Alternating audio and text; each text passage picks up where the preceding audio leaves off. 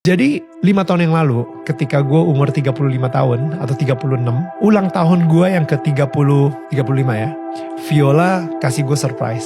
Gue lagi kerja saat itu di ulang tahun gue di RCTI. Viola sama teman-teman kita, komunitas kita itu pada datang kasih surprise gitu. Dan abis itu lucunya sebelum ulang tahun tersebut, gue lagi dengerin sebuah musik ya, judulnya Oh Praise the Name dari Hillsong. Ada satu lirik gitu, liriknya Messiah still and all alone. Itu momen dimana Yesus udah mati di kayu salib, dan habis itu Yesus dikubur. Dan pas dia dikubur di Joseph's tomb ya, dia dikubur di situ, dan di situ liriknya Sang Mesias hening dan sendirian di situ, ditutup dengan batu soalnya kan, batu yang sangat besar. Abis itu tiba-tiba gue mikir gitu, ada satu momen dong harusnya kalau misalnya Yesus bangkit lagi dari kematian, pasti ada satu momen ketika dia kebuka matanya dan bangun dalam keheningan, dalam kegelapan. Mungkin dia duduk gitu ya, gue juga nggak tahu deh. Mungkin dia duduk gitu, nungguin kapan malaikat bakal ngegelindingin si batu tersebut untuk dia bangkit kembali gitu kan. Dan gue nanya gitu, gue doa sama Tuhan gitu, gue bilang ketika Yesus buka mata, habis itu duduk hening sejenak, Yesus mikirin apa sih?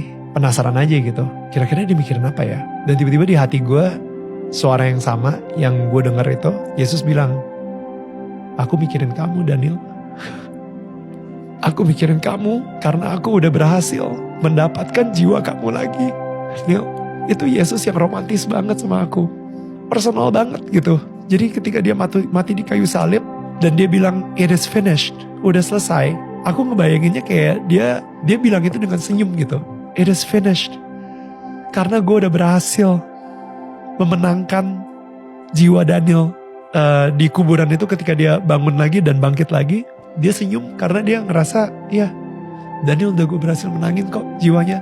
Sekarang dia udah milik gue. Udah bukan lagi milik dunia, udah bukan lagi milik setan gitu. Selama dia dicambuk, selama dia disiksa, selama dia diludahin, selama dia ditelanjangin, selama dia dipaku di kayu salib, dia mikirin gue, dia mikirin Daniel gitu. Semua yang gue laluin ini semuanya worth it, semuanya gak apa-apa. Yang penting gue bisa nyelamatin nyawanya Daniel, yang penting gue bisa nyelamatin jiwanya Daniel.